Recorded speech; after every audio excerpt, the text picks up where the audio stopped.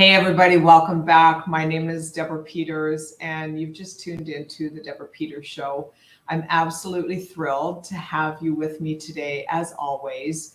We run a live broadcast every Tuesday at 12 noon Pacific and 3 p.m. Eastern Time. So there's not a whole lot of margin for error here. We're not pre-recording. That's the fun part, actually. The reason I created this show was specifically to help you, the viewers, navigate the changes that are going on globally and within the consciousness of humanity. We've all been through the pandemic from hell and have had to really look in the mirror and ask ourselves some hard questions about who we are and who we're becoming and what kind of life that we want to live. I mean, really, what happens when, an entire planet is faced with their mortality?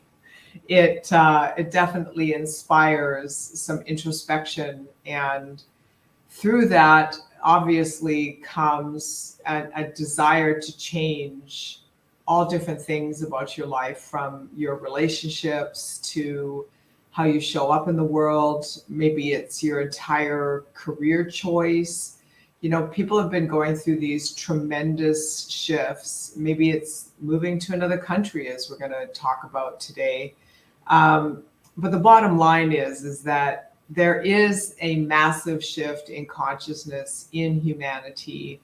And so many people, which I'm thrilled about, are waking up to the realization that through their thought and through their expansion of their consciousness, they can and do, whether you like it or not, literally carve out their own reality, their own experiences.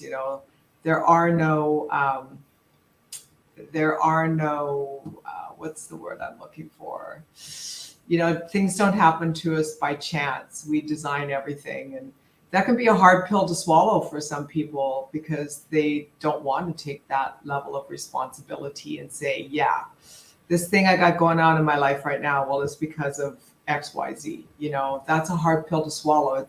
We are trained by societal norms, and that's fostered through mass media to look outside of ourselves for the answers, that there's someone outside of you that has the authority over your existence, over your happiness, over your health, your money, your well-being. And the big awakening, the great awakening, is that is simply not true. So that's why I created this show. I wanted to help you raise your consciousness. And today I have an amazing guest from Canada. And what's so cool about this guest is she reminds me a lot of me. It's being that entrepreneur and stepping forward regardless of the circumstances, regardless of people's approval, and just stepping through the fire and creating what she wanted to create in the world, and carving out her gifts and her talents as business. And that is exactly what we all should be doing. So, ladies and gentlemen, this is Kate Teves from Ontario and Canada. And you're an HR pro and HR in real estate pro, which is fun. And a resume pro, a mom. What else you got going on? That's the full plate already. Well, I'm a wife as well. I'm a college professor.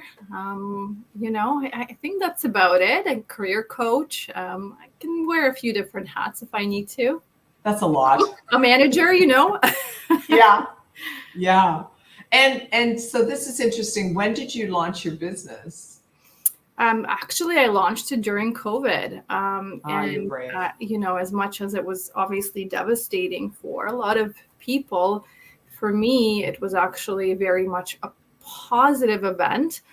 There was an interesting sort of a story leading up to me starting a business. And in the early 2020, I found myself without a job. And COVID hasn't quite hit North America really hard yet, but we knew it was on the way. And my husband at the time wasn't working at the time. He's still my husband. I was going to say. Same husband. And he wasn't working at the time. And so we had a 2-year-old. in daycare, which was quite costly. And we had another baby on the way. And, there we both are unemployed, and we haven't been unemployed in a very, very long time. So I didn't even know how to function, to be quite honest. I haven't been unemployed since I was probably in my teens. And that was quite some time ago. And so, it's this period of complete panic of how much money do we have saved? How long are we going to be able to last? And how am I going to find a job now that we're going into a global pandemic? I'm 9 weeks pregnant. I don't have much time before I start showing. And, am I honest about this up from the start, knowing that might actually cost me the opportunity of getting hired, right? So Sure. there was just a lot of this panic. And, when you're expecting, you can't really allow yourself to go into a full-blown panic mode. No. And so it was very much of a period where I really had to stop and think, right? This was a very, very serious problem that we were having, and I needed to make sure that this gets resolved right away. And I know things are different in the US and in other parts of the world, but in Canada, we do qualify for employment insurance when it comes to our maternity leaves, but I couldn't apply for that during the time that I was unemployed because I didn't want to sacrifice the time away from my baby when he arrived. And so I had to find a job really fast. And in that period of time, I think that was the catalyst for me to realize, yes, you're going to find a job just to tie you over until you can take your time off with your precious baby. And then you're going to take the time to figure out how to start a business, how to never be in a position where somebody else has so much control over your financial being, right? And so luckily for me, our maternity leave here is, you can select 12 months or you can select 18 months, which of course is a very generous amount of time to spend at home. And my husband ended up finding a job shortly after that. So I found a contract position, and I just knew that I needed to get through this period of time to have enough money in the bank to take the time off with my second son. And then I had some time to figure out what the heck I'm going to do. Right. And then luckily for me, and I say this very selfishly, because a lot of industries were starting to shut down because of all of the lockdowns that we were having, a lot of my friends, acquaintances, anyone and everyone were coming to me for help because, of course, I am an HR specialist and a recruiter. So a lot of my old colleagues were coming to me saying, can you help me find a job? Can you take a look at my resume? Can you coach me through an interview process for something completely outside of where I've been for the last 20 years. Yeah. That's how my first business was born. And the goal wasn't necessarily to make millions of dollars. It was really to help people. That was my mission. I was blessed enough to be home and to have the opportunity to help somebody else. It also, completely honestly, kept me sane too. I'm sure. Talking to adults and having some sort of an interaction with people outside of my house. Which was lovely. And so that's how my very first business started. It was during COVID. And again, I know a lot of people have suffered quite a lot during COVID, and that's why we were there to help them, hopefully, at least some of them, right? Yeah, it's really cool because it's almost like a prayer was answered. You're like, okay, what am I going to do? And then it just showed up that this is the need that you're skilled at. It was so easy to just fill that need. Absolutely. Yeah. I mean, for me, it was, like I said, it was great timing. I think I was also mentally ready to do something outside of my comfort zone, right? I think a lot of people might have said, you know what, I'm on maternity leave. My bills are getting paid. I don't really need to do anything extra. And that might have been something that I would have done as well, until the point where I was so disappointed and so terrified of being unemployed that this was sort of, for me, a jump start, right? It was a way to start financing my following business, which I opened up 6 months later. And it was a great opportunity. I certainly am very grateful for the timing and the readiness as well. Yeah, absolutely. You were there for people when it's interesting. Your crisis became your blessing where you could serve other people in their crisis. That's a great way of looking at it. Absolutely. I would agree. Yeah. I kind of look at my coaching business that way because when I got into coaching, I was like in my well, I guess I was in my 20s because I owned a gym, but then I sold the gym and I got into like success coaching and life coaching in the beginning. And that was born out of me just really starting to take coursework in communication skills and negotiation tools. And, I just wanted to be a better communicator so I could be a better mother. I was a single mom. And I was like, not even partway through that first course going, wow, I'm already experiencing a better existence personally, just in how I get on in the world. And my relationship with my daughter's improving. Imagine turning this into a business to help other people. And that's really what the birthing of my coaching business was. So I totally get you. It's like you ask and you shall receive. Like it just shows up. All you need to do is grab it by the horns and run with it. That's right. Yeah. So I understand you were hit with some adversity. What kinds of challenges have you gone through carving out this space in the world for yourself? I think that's a great question. I think there's all kinds of adversity, and a lot of it is internal, right? So Yes. A lot of it is that I think that imposter syndrome, first and foremost, right? Claiming to be an expert in something while you don't really have a whole lot of experience behind you just yet. Charging people for a service that you're not sure if it's going to actually benefit them or not. Right. But also, I think obviously with the lockdowns and things like that, it really cut down how we communicate. I've always been a face-to-face communicator. I am much better at talking to people face-to-face. I mean, luckily Zoom and other platforms have come to the rescue and substituted some of that interactions as well. But I think the biggest challenges for me, Deborah, starting a business was everything that I didn't anticipate. So I know what I like doing and I know what I'm good at doing, but then there's all the other stuff, right? There's bookkeeping, there is business management, there is marketing, there's all kinds of things that I didn't anticipate at all, and contracts and all of these things. That again, I know that it's something that every business owner faces at some point. I think I could have been better prepared for some of these things, but you learn as you go, and It is what it is. I've made some mistakes along the way.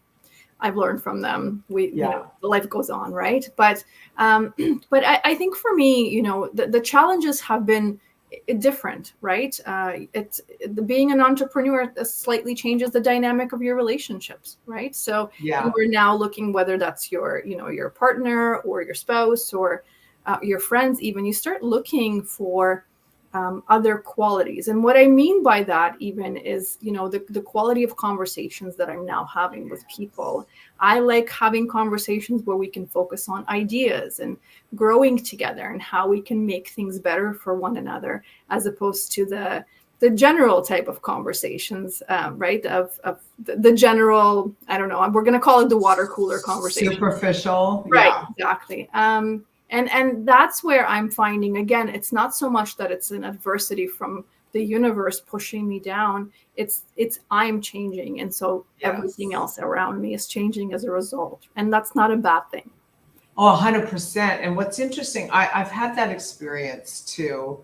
I have some friends that have jobs, full-blown careers, but they're still, it's a different dynamic. So let's say we were going to plan to go somewhere as a small group or something, and they maybe for different reasons, several of us can't make those dates.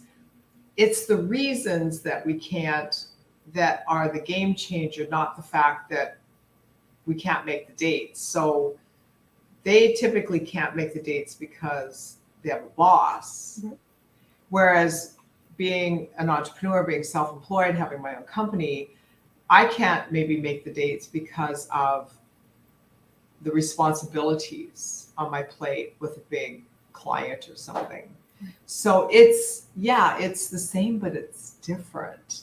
And so how are you relatable? I think the conversation changes when because I think, without being judgmental, there's a lack of understanding of the weight of responsibility on the shoulders of the entrepreneur. So if you blow this off, like this contract you need to get out, what would the repercussions be? It'll cost you more than just an annoyed boss. Right. Cost you your livelihood. That's exactly it. And I think that's a really good point, is your lens, the way that you view everything in your life starts to change, right? And so as a result of that, you're absolutely right. When people tell me that they can't make it to lunch or they can't make it to dinner because they have to work late because they're working on a project, I can understand that because I can focus on a project or a task, right?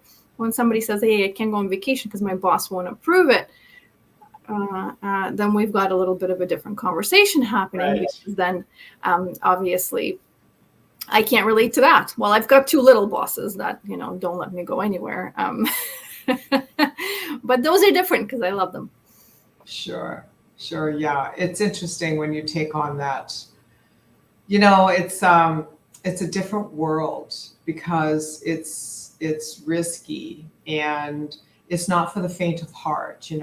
Not everyone is wired to take on that level of risk where everything is 100% on their shoulders and there's really no one to save them if they don't perform. Like, that's a whole other reality, and it's not for everybody. But when it's for you, man, it's satisfying and invigorating and it's freeing, and it's just a whole lot of fun, including the responsibility and the risk. Wouldn't you agree? Absolutely. The challenges as well, right? The challenges of business constantly changing and you having to adjust, right?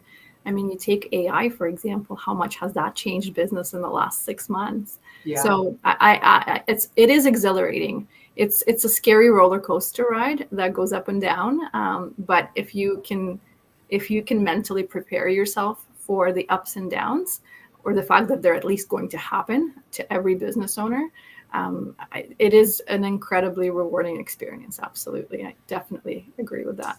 I've started reframing a lot of these things. And so I reframe ups and downs as being like guidance. So the other day I was walking in the park and I've been literally calling in some massive change for my business. And nothing I can reveal today because we're planning a big launch. But trust me, like, it's a massive change. It's a complete deviation from the way I've been doing my business for the last 20 years. And it's in a really good way. So as a result of that, intention is everything. So as I'm calling in this new realm, this new reality, then the old ways that have been sustaining my business don't click.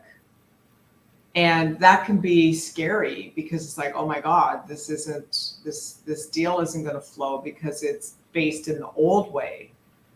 Whereas, maybe I don't have enough traction yet in the new way. So you have to kind of figure out, what are you going to do in the meantime, right? So you got to be really, really careful the intentions you set and the things you wish for, because they happen really quickly. So just what I've been doing is saying to myself, that's just, whatever you want to call it, God, the universe, whatever, I call it the hand of God. Like, that's just the hand of God navigating me in the direction that I said I wanted to be. So that gives me a sense of peace, where it's like, okay, nothing's falling apart. I'm actually just being shown what I said that I wanted to call in. And I think that's the scariest part for most entrepreneurs, when they know they need to go through a change. is, okay, I know I need this change. I just don't know how to navigate it without feeling like my foundation is crumbling beneath my feet.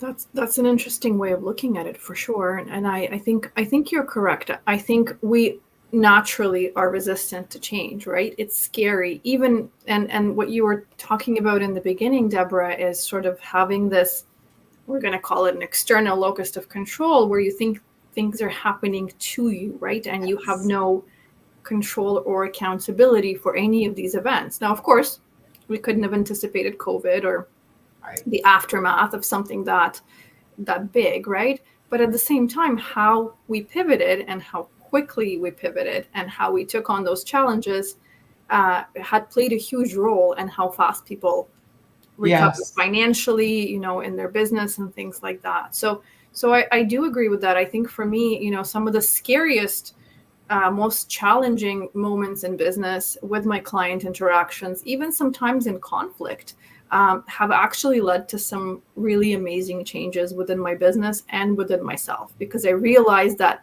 if I hold myself accountable for some of these challenges that I'm having, maybe that was a clause in a contract that wasn't very clear. And so now I have to go back and revise that, right? And that will just make it all go away, all of the problems in the future, at least pertaining to that particular clause, right? Sure. Or maybe it's my communication style. Maybe it's something that I should have done differently. So, I record my meetings with my clients so I can go back to that and say, what could I have done better, and continuously improve on that, right? And I think that makes a really big difference. I think, again, it's a mental shift that you have to go through. And if you haven't yet, that's okay too. It will happen to you. You just have to be open-minded to it, right? Because challenges 100%. will come in one way, shape, or another. They will come. But if you start looking at them as positives, as some sort of a divine guidance, or whatever you choose to look at it as long as you're looking at it as a positive and saying, what can I learn from this, right? Yes. How can I make myself better? So if this happens to me again, I will respond to it in a way that's more appropriate or more efficient, or just makes me feel like a better human being at the end of that all. Yeah, and more on your path, because it really is about honoring that. So your business presented itself and you jumped on it. What kinds of experiences have you been having with it to date? Like, what's going on with you on a personal level and how you relate to this new business? Well, so first and foremost, the career coaching of my business has been ridiculously rewarding. It's such an incredible feeling when your clients call you and say, "Hey, Kate, I got that job. Now my family is secure. I can pay my bills again and I can sleep at night," right? And I can relate to that, to the core of my being. Yeah, I'm sure. Situation, 3.5 years ago, right? That makes me feel incredibly blessed that they've called me to help them. And I hear these stories all the time. I get these emails, and I'm always grateful when my clients let me know what actually ended up happening. On the flip side, because of a particular connection from my first business, I've also made a connection that started a second. And that is in and of itself also very rewarding, because it combines the best of the two in a sense. And we do a lot of recruitment and things like that. So again, I get to give people jobs, essentially, is what it works out to be, right? So, and that's an incredible feeling too, because I've been on the receiving end of a, "Hey, Kate, thanks so much for your time here, but we don't need you anymore." Right. To, "Thanks for helping me get that resume ready," to, "Thanks so much for actually hiring me on behalf of your clients." So, at the end of the day, I think all of that is, it just makes me feel like I'm here for a reason. And I know obviously I'm always here for a reason, but I think it gives me another purpose aside from being, a wife and a mother, which are both wonderful titles as well, right? And so I think that piece has changed me quite a bit, because I feel like there are other people that need me as well, or at least could benefit from me, right? So I think that's important. And as a result of all of that, just through conversations, I'm a very open-minded person. So I will always take the call, right? I will always take the meeting and things like that. I ended up getting offered a job at a college as a professor to teach career development. So, I mean, how amazing is all of that, where the universe comes together and says, I think you've figured out what you want to be doing, what you're really good at doing. And we're just going to give you all the opportunities that you can possibly think of to put you on the path that makes you happy. Right. And it's just through a conversation, through a reference check, actually, believe it or not, is how I ended up getting a job as a college professor. And again, it's being open-minded has taught me a lot more how to be even more open-minded, because everything came, I'm going to say by chance, but it's not really. I don't believe that there's so much randomness in the universe. You have to want it, right? And you have to be prepared to take that opportunity. And so that's I've changed tremendously, I think, over the last 5 years. Sounds like it. Yeah. Sounds like it, where you've really stepped into alignment with your calling. That's magnificent. Yeah, it's really cool. And so let's talk a little bit about jobs and business and careers. And, you just can't watch the news because the messages are all over the map, depending on the news source, what they're telling you. But what are you seeing in the marketplace? Are people able to be employed? Is there, with AI and tech, is there an elimination of levels of jobs? What's happening out there? I don't think that there's a huge mass exodus of people due to AI just yet. Our job market here in Ontario is definitely picking up right now. I think getting ready for the fall sort of rush. So I'm happy to say that there's definitely a lot more job postings out there. Applicants are coming in. People are actively looking and actively getting jobs. I mean, it depends on the industry. Obviously, we've seen some layoffs as well at big companies like Shopify, for example. And I think AI probably does play a hand in that. But I was reading a quote the other day, and it really spoke to me, because obviously a lot of people are scared, I think, about their jobs. And it said, AI is not going to replace you. The person that's using AI is going to replace you, right? So it's an interesting way of looking at the world. And I think it really talks about just being adaptable, right? So being adaptable to these new technology, knowing how to navigate it, knowing how to use it when you need to use it, whether that's to build a presentation, to write a job description, or whatever the case may be, and actually being able to leverage those tools to save you time to do your job a lot more efficiently. I don't think AI is ever going to replace humans, but I do think that, as always, I think historically, the person that adopts technology first is usually the person that ends up being more successful than somebody who doesn't. Of course. So I think positive things all around, but at the end of the day, people look for genuine qualities in other human beings, like honesty and, relatability and things like that. I don't want to be having a conversation with a robot. I want to be having conversations with you, because we can laugh and we can relate to each other and we can share stories. And what's a robot going to tell me that I don't already know? Yeah, that's why I hate these phone trees that you get stuck in. Anyway, I don't want to get on that soapbox. But one thing I do want to bring up is, the platform X, formerly known as Twitter. It's going to be interesting to see how that plays out, because I read something about Elon Musk saying that it would be completely run by AI, this platform. And, he's pulling out from underneath the brick and mortar setup, which is fascinating to me. It's just, I wonder where this will go with an entire platform that had, I don't even know how many employees they had, but they don't have them now.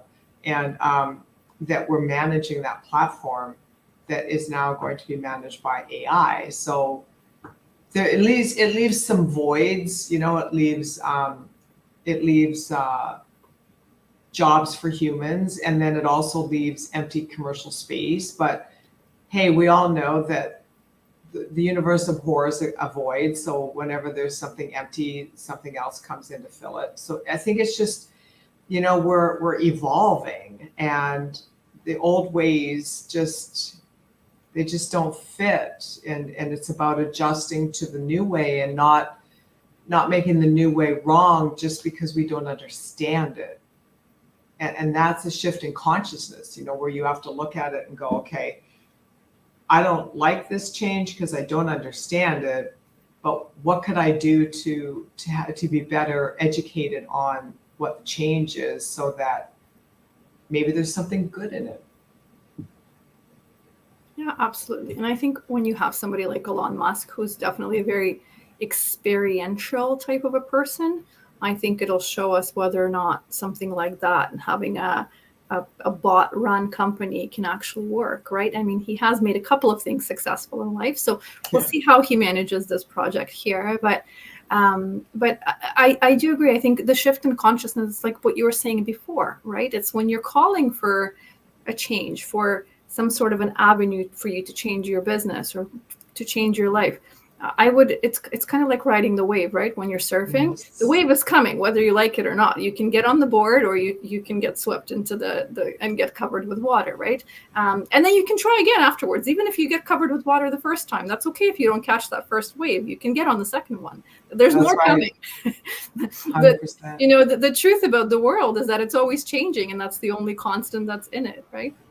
It's so true. Yeah, I was just speaking of waves, I was just in the Atlantic on the weekend, and the one day the surf was just pounding, and it was throwing me around like a small pebble, and the next day it was like glass, and I was thinking to myself, it's the calm that we like, but it's the storm that shakes things up and makes you really appreciate the calm when it does come. Because my day 2 out there was like, oh, this is bliss, and that's just part of being humans. I think we are hardwired to consistently seek more and more, but yet we don't want anything to be upset in the process. And it just really doesn't work that way. If when you want something more and you're not even clear how to get it, you just have to be willing to trust the process and let it unfold. Then you can't be upset at the changes that take place. And I think that's really a key to kind of get down in your spirit, especially as an entrepreneur, so that you're not, rattled by everything that happens. It's like, learn to manage your mental, emotional state, and everything else will fall into place, basically.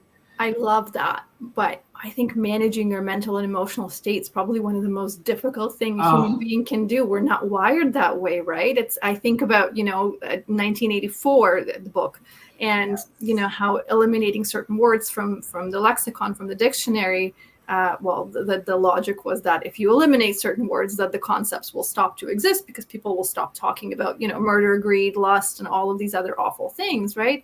But it's not human nature. We panic. We overthink. We have panic attacks, right? And so I think the ability to calm yourself inside your head and say, just keep moving forward, right? If this is hell, this is not where you want to be stopping. Right. You have to keep moving forward. Keep going. Stop in hell, right? Exactly. Yeah. You have to trust yourself too, which is the hardest thing to do when there's a lot of turbulence in your life, right? But knowing that, I think you're the only constant. You just have to keep going and know that everything is most likely going to be okay. Yeah, absolutely. And, everything always is okay. It's just a matter of how we look at it. Instead of judging it, right and wrong, we have to look at it as, what are the possibilities that I haven't thought of yet? And so, when we're erasing words, say, from a dictionary, I mean, that's such a superficial approach to something, because you have to figure out, I think what was overlooked is that they couldn't, because it's not possible, to erase the energy of the word and its meaning from the cellular structure of mankind. I mean, that's been in there for eons, for generations, and it's heavily programmed in. So you can stop saying the word, but the energy is still prevalent. And so anytime a person wants to make a change, you really have to raise your vibration and change your energy and get into a higher state of being, which requires not looking at the problem. You know, if you want things to be better in your life, you have to be committed to focusing only on the things you're creating, and somehow, some way, discipline your mind to ignore what is. Or else you'll just focus more on what is, and more of what is will come and show up in your life. It's great advice, absolutely. Yeah, it's tricky though, right? It's tricky. It's even like becoming an entrepreneur in a world where people have safety jobs. I was the first person in my family to become an entrepreneur, and nobody understood me. It's like, why aren't you, what about getting a job? Just get a job, And I tried. I did. I tried to get jobs, and I just was so unhappy. Yeah, that's a great example too of not having sort of somebody that you trust and and you care about that led the way for you, right? That you don't have that example. I mean, luckily we do have other examples in our culture and in our world. I grew up in communist Russia, and so entrepreneurship was not a thing. Nobody was an entrepreneur. No. Everything belonged to the government, right? So 1984 is something that's very dear to my heart because I think of a lot of the concepts discussed in the book. But, my grandmother became an entrepreneur after she had retired, after communism has collapsed. And I'm so very proud of her. I'm so grateful that she's still around. And she was a part of, I think, paving the way and saying, you know what, I couldn't do this my whole entire career, and I'm going to do it now because now I can. Opportunity, right? And then my dad actually became a real estate broker, and he still is to this day. So I do have examples of entrepreneurship. So I consider myself lucky that way because I've seen firsthand some of the wins and some of the challenges as well of not knowing where your next mortgage payment is coming from, right? And the panic that sets that sets in with regards to how am I going to feed my children? How am I going to pay for my car? What am I going to do, right? How do I make this better? How do I make this problem go away right now?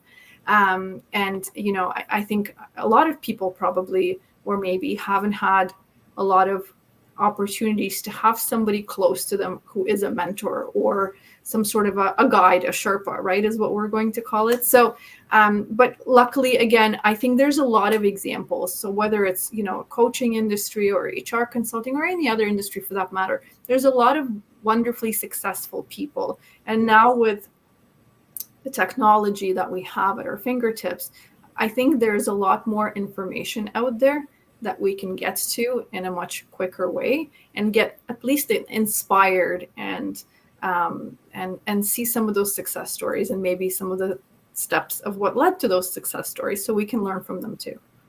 Yeah, 100%. And to just know, I think, I'm pretty sure that with COVID, that probably a whole new pack of entrepreneurs were born, like numbers we've never seen before.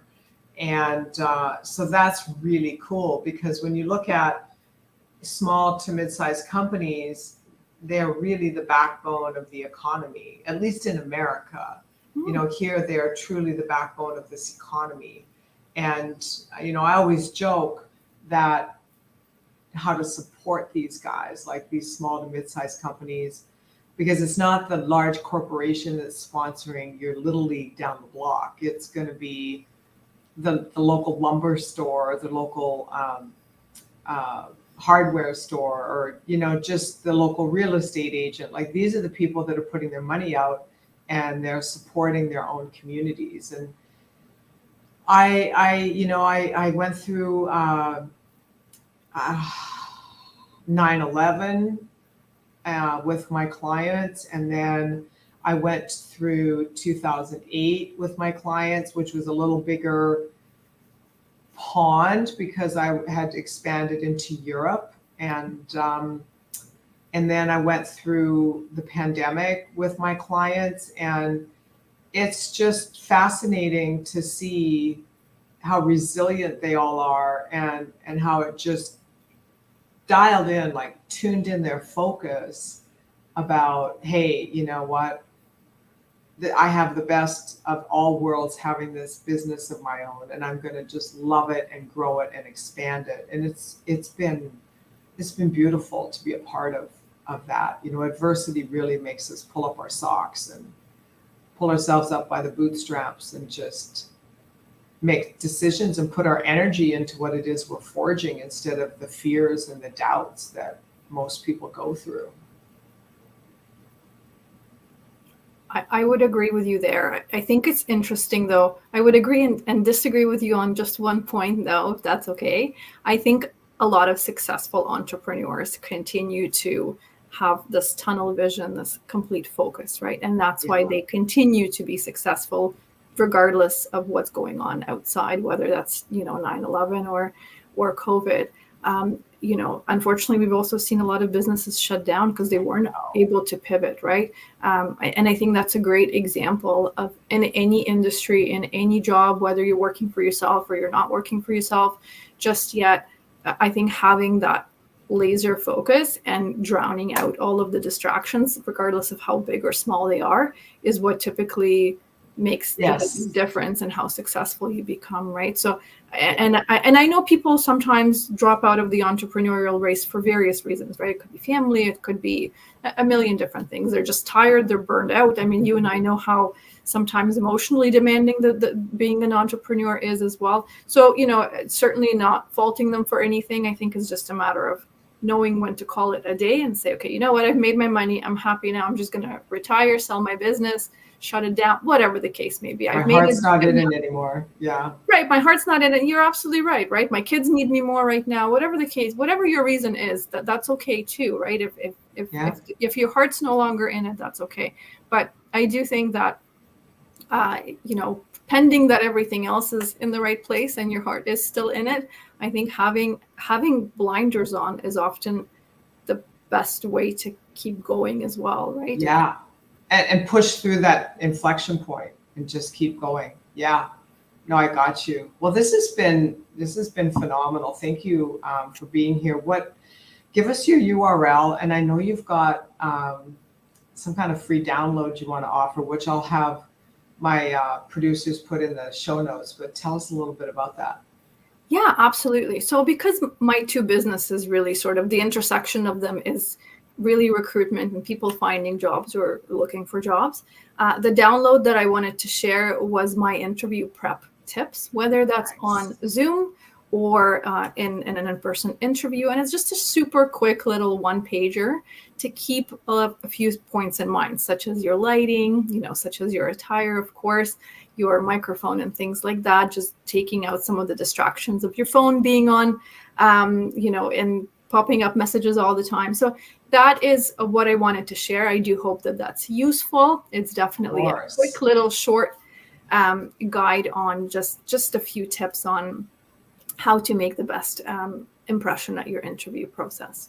Oh, that's exciting. And so what's the URL to your website? Yeah, so I've got two websites. I've got www.thehrpro.ca because we are in Canada, so it is a .ca, but we do love our American visitors as well and global visitors. And then we have the the resumepro.ca website also that they can come and visit us. That's really exciting. I'm super glad for you. I'm just thrilled that what started out as being like this massive hurdle in your life, expecting your second child and being laid off and where's the money coming from, to now look at you, you're doing what you love, you're teaching at college level, like you're on your game. Congratulations. Thank you so much, and thanks for having me as well. I really appreciate it, and hearing your story is also very inspiring too, so I thank you for sharing that. Thank you. I think it's great. I love to support women and women in business in particular. It's been a long haul, I'll say, for women in business, and it gets better every day. And I really feel like there are no limitations now. So anything I can do to support women entrepreneurs, I'm going to do it. So thank you for being here. Absolutely. Thanks so much for all the support. Yeah, for sure. And make sure you guys check out Kate's website. Check out the show notes for her download. There's going to be some amazing tips there for you. If you're in the job market, definitely reach out to her. And I really, really am delighted that you've tuned in today. My goal is to make these shows inspiring and to bring on amazing guest experts that have these arsenals of tidbits that they can share with you that if you apply just one thing, it will definitely make your life that much better, and share it with the world. So get this out there, make some comments. That helps the algorithm. And like and subscribe, and just know that I love you guys. And most importantly, stay aligned, stay alert, and stay awake.